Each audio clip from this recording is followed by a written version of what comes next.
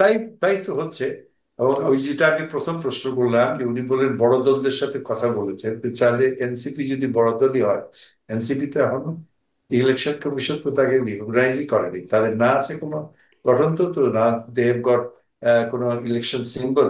একটা পার্টির যে ইয়েগুলো থাকতে হবে সেগুলো তো তারা মিট করেনি হয়তো, সেই জন্য তারা এখনো ইয়ে নয় মানে।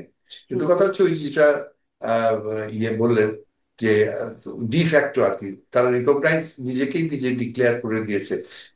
দেখেন আপনার ওই দিক কুমিল্লা চিটাং থেকে আসার সময় তাদেরকে আর্মার্ড কার, তারপরে সোয়াট টিম, বাংলাদেশের নিরাপত্তার যত ওই ইয়ে ছিল, অর্গানস ছিল, র্যাব ট্যাব সব পাহারা দিয়ে আনা হয়েছে। এত পাহারা তো ওই উপদেষ্টারাও কোনোদিন পায়নি। তো এখন জি। রিয়েলিটি আর তো এখানেও তো আসলে, কি। যদিও আমি আসলে অন্য বিষয় নিয়ে কথা বলবো, কিন্তু আপনিও প্রতিরক্ষা বাহিনীরই অংশ সেখানে। এই যে তাদেরকে এত নিরাপত্তা দেয়া, এই সিদ্ধান্তটা কি সেনাবাহিনী আসলে কিভাবে নেয়?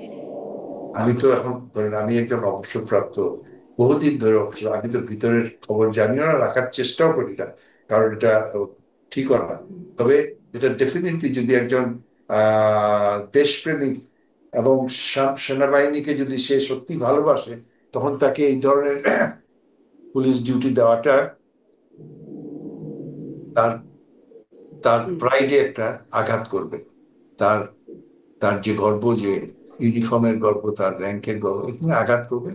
কিন্তু এখন ধরেন কমান্ড তাকে মানতেই হচ্ছে, কিন্তু এগুলোরও একটা রিয়াকশন অনেক সময় হয়। ওইগুলো হওয়া উচিত আমাদের। অ্যাজ নূর সাহেব বলছিলেন যে আমরা তো হোল আইডিয়াটা ছিল যে গভর্নেন্স আরো ভালো হবে, প্রশাসন যেসব ইউনো দুর্নীতি বলুন, আমাদের হুম। প্রশাসন অদক্ষতা বলুন। এই যে পরশু দিন এটা ঘটেছে, সরকার বললো যে এটা অনেকবার বলছে যে পুরোনো গাড়ি বাসগুলো ঢাকা শহরে চলবে না।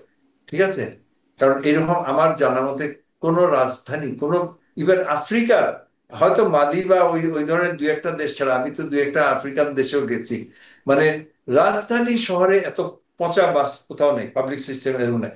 তো ওরা করলো কি, 10-12টা বাস সকালে ইয়ে করলো, সিজ করলো, ব্যাস বাস মালিক সমিতি এবং এরা এসে ঘেরাও করলো, হুম। পেটিয়ে তারপরে আবার সব চলে গেল ওই গাড়ি ছেড়ে।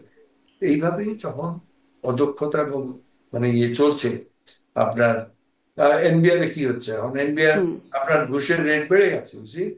ইনকাম ট্যাক্স এখন আমরা যারা ইনকাম ট্যাক্স দেই, ব্যক্তিগতই হোক আর ইনস্টিটিউশনাল হোক, we know that there is no change except things have become Wars.